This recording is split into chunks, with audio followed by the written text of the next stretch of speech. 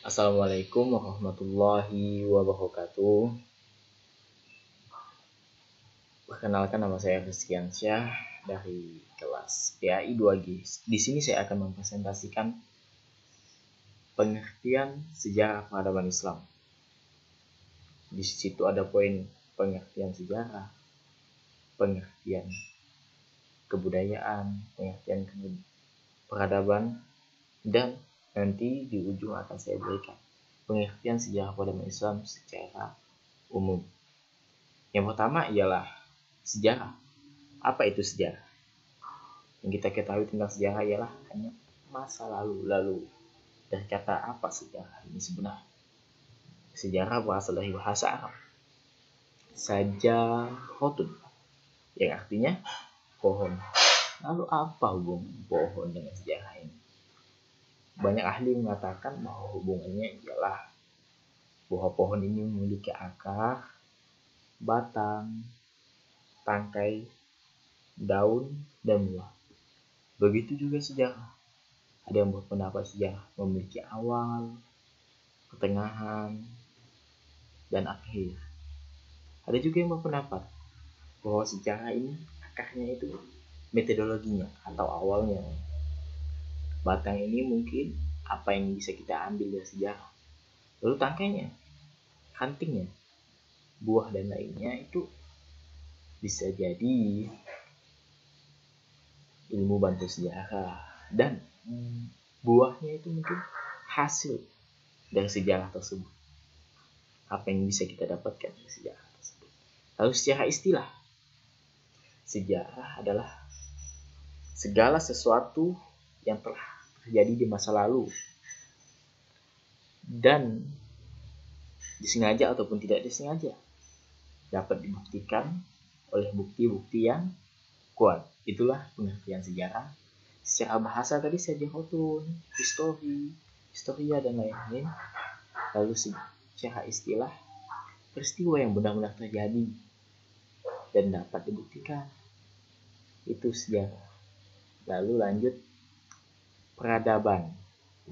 Peradaban atau tamadun memiliki berbagai arti dalam kaitannya dengan masyarakat manusia. Seringkali istilah ini digunakan untuk merujuk pada suatu masyarakat yang kompleks, dicirikan oleh praktik dalam pertanian, hasil karya, dan pemukiman. Berbanding dengan budaya lain, anggota-anggota sebuah peradaban akan disusun dalam beragam pembagian kerja yang rumit dalam struktur hierarki sosial. Itulah pengertian peradaban. Lalu peradaban Islam, apa peradaban Islam? Nanti dulu. Kita lanjut kepada budaya. Budaya atau kebudayaan berasal dari bahasa Sanskerta, yaitu budaya, yang merupakan bentuk jamak dari budi. Diartikan sebagai hal-hal berkaitan dengan budi dan akal manusia.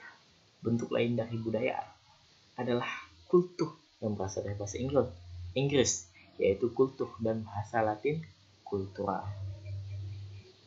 Tentu budaya beda bukan dengan peradaban. Bahkan banyak orang sampai sekarang ini menyamakan antara budaya dan peradaban, dan sebenarnya itu berbeda maksud peradaban dan berbeda maksud budaya. Lalu kita masuk ke sejarah peradaban Islam. Apa itu sejarah peradaban Islam? Sejarah peradaban Islam merupakan kemajuan dan tingkat kecerdasan akal yang dihasilkan dalam satu periode kekuasaan Islam, mulai dari periode Nabi sampai perkembangan kekuasaan Islam sekarang. Itulah pengertian sejarah, pengertian peradaban, dan pengertian kebudayaan, serta pengertian sejarah peradaban Islam. Dan saya simpulkan, pengertian sejarah peradaban Islam ialah di mana dimulai dari berhasilnya Nabi Muhammad SAW mengeluarkan bangsa Arab dari kebodohan, kejahilan yang tidak dianggap oleh negara-negara lain, menjadi bangsa yang disegani oleh. Itulah awal dari peradaban Islam, awal dari keberhasilan, awal dari kesuksesan sampai sekarang. Kurang lebihnya mohon maaf. Saya Rizkiansyah. Assalamualaikum warahmatullahi wabarakatuh. Bismillahirrahmanirrahim. Assalamualaikum warahmatullahi wabarakatuh. Hamdan wa syukran lillah, amma ba'd. Puji syukur kita panjatkan kehadirat Allah Subhanahu wa taala karena kita masih diberi kesehatan sehingga kita masih bisa melaksanakan proses belajar mengajar meskipun dalam keadaan dan kondisi seperti sekarang ini. Baiklah, tujuan saya membuat video ini adalah untuk memenuhi tugas mata kuliah Sejarah Peradaban Islam dengan dosen pengampu Ibu Siti Fatimah Zahra, MPDI MIF. Baiklah, perkenalkan, nama saya Seprinanda, kelas PAI 2G. Saya dari kelompok 1, yang mana pembahasan kami di kelompok 1 ini mengenai konsep-konsep dasar sejarah peradaban Islam. Dan di sini saya akan membahas tentang metode ilmu dasar dan ilmu bantu sejarah. Perlu kita ketahui bahwa metode ilmu dasar dan ilmu bantu sejarah ini digunakan sebagai alat untuk menganalisis sejarah secara kritis maupun ilmiah.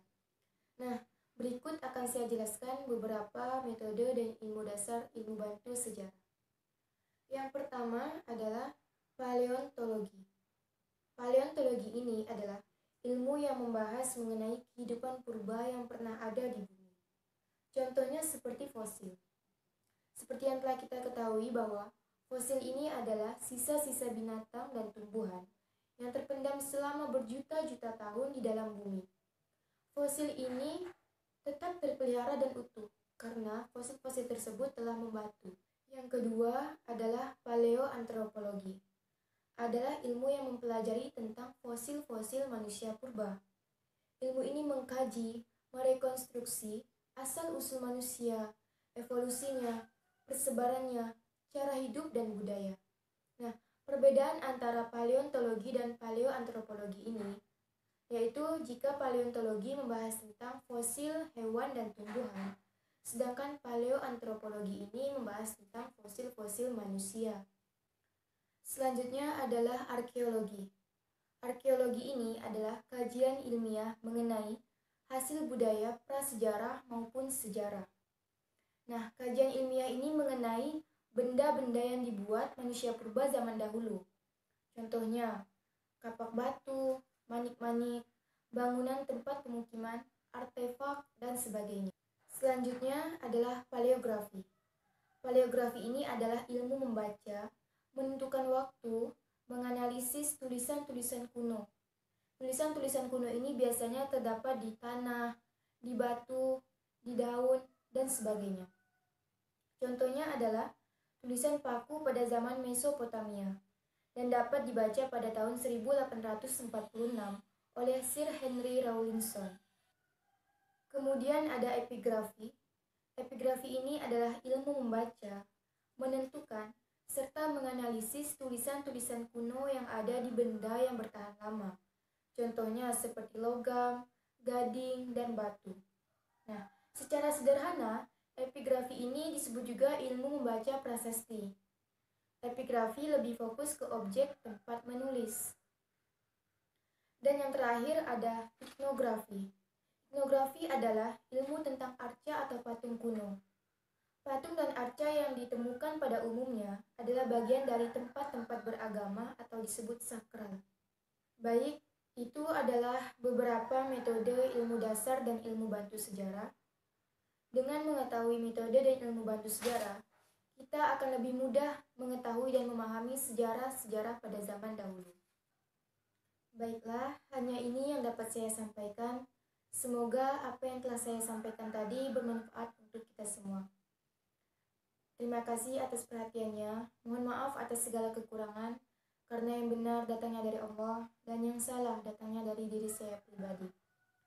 Akhir kata, wabillahi taufiq wal hidayah. Wassalamualaikum warahmatullahi wabarakatuh.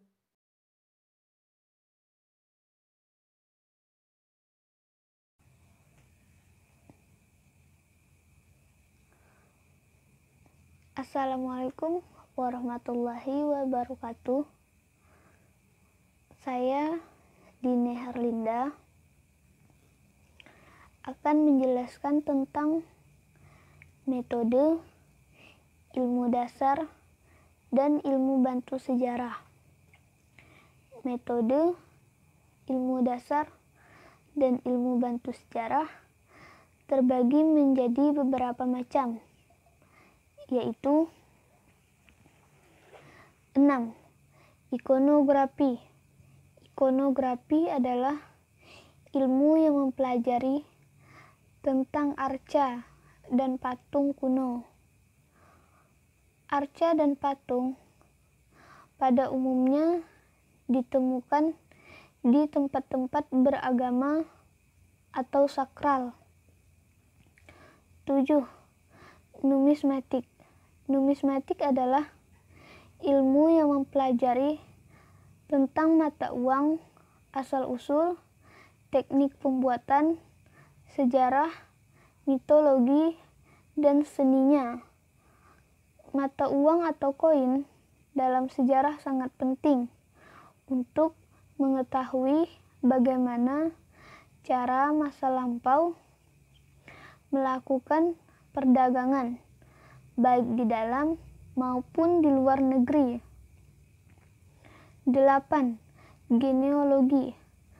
Genealogi adalah pengetahuan tentang asal-usul nenek moyang atau keturunan keluarga seseorang. Biografi dari orang atau tokoh dapat diteliti melalui biodata atau kurikulum vitae. 9. Filologi. Filologi adalah ilmu yang mempelajari tentang naskah-naskah kuno. Contoh naskah-naskah kuno yaitu naskah kuno negara Kertagama, Paraton atau bahasa Jawa kuno, Babat Tanah Jawi, dan lain-lain. 10. Etnografi. Etnografi adalah cabang dari antropologi yang menggambarkan tentang kebudayaan suatu masyarakat atau sekelompok suku bangsa. Sekian dari saya. Assalamualaikum warahmatullahi wabarakatuh. Assalamualaikum warahmatullahi wabarakatuh. Perkenalkan, nama saya Suli Sutiawati. Saya dari kelompok 1 akan menjelaskan tentang manfaat mempelajari sejarah peradaban Islam. Sejarah mengandung banyak sekali manfaat dalam kehidupan, karena sejarah menyimpan atau mengandung kekuatan yang dapat menimbulkan dinamisme dan melahirkan nilai-nilai baru bagi pertumbuhan serta perkembangan kehidupan umat manusia. Sumber utama ajaran Islam yaitu Al-Quran. Al-Quran mengandung cukup banyak nilai-nilai kesejahteraan yang langsung atau tidak langsung mengandung makna yang besar, pelajaran yang sangat tinggi, dan pemimpin utama, khususnya bagi umat Islam. Manfaat dari mempelajari sejarah peradaban itu sendiri ialah sebagai kegunaan edukatif, pendidikan, kegunaan inspiratif, manfaat rekreatif, memperkukuh rasa kebangsaan, memberikan kesadaran waktu, serta kita juga dapat merasa bangga dan mencintai kebudayaan Islam yang merupakan buah karya kaum muslimin masa lalu. Dari mempelajari sejarah peradaban Islam, kita juga bisa berpartisipasi memelihara peninggalan-peninggalan masa lalu dengan cara mempelajarinya dan mengambil manfaat dari peninggalan-peninggalan tersebut. Selain itu, kita juga bisa meneladani perilaku yang baik dari tokoh-tokoh terdahulu, mengambil pelajaran dari berbagai keberhasilan dan kegagalan masa lalu, dan yang terakhir, memupuk semangat dan motivasi untuk meningkatkan prestasi yang telah diraih umat terdahulu. Sekian manfaat atau urgensi dari mempelajari sejarah peradaban Islam. Saya Suli Setiati, terima kasih. Wassalamualaikum warahmatullahi wabarakatuh. Baik, Assalamualaikum warahmatullahi ta'ala wabarakatuh. Perkenalkan, nama saya Zulfakar. Saya dari kelas PAI 2G. Saya dari kelompok 1. Dan kali ini saya akan membahas tentang periodisasi sejarah peradaban Islam. Adapun sejarah peradaban Islam merupakan masa lampau yang disatukan menjadi sebuah runtutan peristiwa. Setiap runtutan peristiwa pasti mengalami masa-masa kemajuan dan masa-masa kemunduran. Begitu pula dengan perubahan periodisasi peradaban Islam. Berikut adalah periodisasi sejarah peradaban Islam yang terbagi menjadi 3 periode.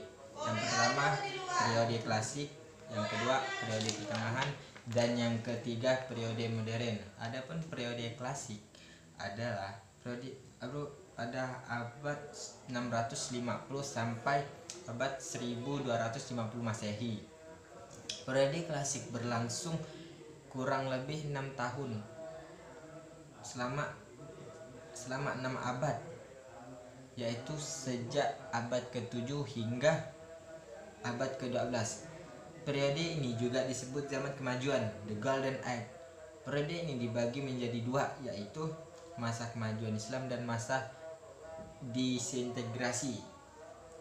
Adapun masa kemajuan Islam ialah masa ini dimulai sejak meninggalnya Rasulullah Shallallahu Alaihi Wasallam, yaitu pada masa Khulafaur Rasyidin, Khalifah Bani Umayyah, serta pemerintahan awal Khalifah Bani Abbasiyah. Dan masa yang kedua itu masa disintegrasi. Masa ini ditandai dengan adanya berbagai peristiwa seperti melepasnya wilayah-wilayah dari kekuasaan Bani Abbasiyah di Baghdad, perebutan kekuasaan di pusat pemerintahan, terjadinya perang salib, masuknya Islam ke Spanyol serta perkembangan kemunduran pemerintah Bani Abbasiyah, pengaruh peradaban Spanyol Islam di Eropa. Secara umum periode klasik memiliki 2 perpaduan peradaban Islam dengan Timur Tengah serta pola ekonomi dan monoteistik. Yang kedua, periode pertengahan. Periode pertengahan berlangsung selama kurang lebih 5 abad, yaitu mulai abad ke-13 sampai dengan 19 Masehi. Periode ini terbagi menjadi 2, yaitu masa kemunduran dan masa 3 kerajaan besar. Adapun masa kemunduran ini ditandai dengan meningkatnya desentralisasi dan disintegrasi. Yang kedua itu yang masa 3 kerajaan besar. Setelah Khalifah Abbasiyah di Baghdad runtuh akibat serangan Mongol, kekuatan politik Islam mengalami kemunduran yang sangat dinastik. Keadaan politik umat Islam secara keseluruhan mengalami kemajuan kembali serta berdirinya 3 kerajaan besar. 3 kerajaan besar itu ialah kemajuan Turki Utsmani, kerajaan Safani, dan kerajaan Mughal. 3 kerajaan besar ini mengalami kemajuan pada tahun 1500 sampai 1700 Masehi dan mengalami kemunduran pada tahun 1700 sampai 1800 Masehi. Ciri masa kerajaan ini berupa era penyebaran global masyarakat Islam. Islam menjadi agama masyarakat Asia Tengah, Cina, India, Asia Tenggara, Afrika, dan Balkan, serta dengan terbentuknya interaksi nilai-nilai Islam dengan nilai-nilai masyarakat setempat. Dan yang ketiga, periode modern. Periode ini berlangsung dari abad 18 sampai dengan 20 Masehi. Ciri periode ini adalah berlangsungnya modernisasi dan transformasi masyarakat muslim ke suasana tertentu. Umat Islam di Timur Tengah dan sekitarnya yang dulunya kondusif berperang teguh dan keislamannya, dan sekitarnya yang dulunya kondusif berperang dan teguh pada prinsip keislamannya, kini berada dalam suasana bimbang, sedikit kekacauan karena pengaruh Barat Eropa. Ulama-ulama Islam memberikan respons yang berbeda mengenai hal ini. Sebagian ada yang menerima dan sebagian ada yang menolak. Bersama dengan hal tersebut, peradaban Islam secara bertahap semakin merosot, apalagi setelah hancurnya kekuasaan khalifah yang awalnya begitu kuat. Di samping itu, bangsa Eropa yang sebelumnya berada dalam kegelapan kini mulai bangkit kembali. Situasi tersebut memotivasi timbulnya pembaruan Islam di abad ke-19. Pembaruan Islam tersebut adalah modernisasi sejumlah negara yang mayoritas penduduk muslimnya 20. Periode transformasi modern peradaban Islam secara garis besar dapat diklasifikasikan menjadi 3 fase besar di seluruh negara kawasan muslim, yaitu yang pertama fase pertama, fase kedua, fase ketiga. Adapun fase pertama ini terjadi pada akhir abad ke-18 hingga abad ke-20. Munculnya sistem kenegaraan muslim dan didominasi teritorial serta komersial Eropa. Adapun fase kedua, fase pembentukan negara nasional yang berlangsung pasca Perang Dunia I sampai abad pertengahan ke-20. Fase ketiga, fase 3 ini memperkuat negara-negara nasional di seluruh kawasan muslim. Fase ini berlangsung secara pasca Perang Dunia Kedua yang ditandai dengan pertentangan antara kecenderungan terhadap perkembangan yang tengah berlangsung dan peran utama Islam.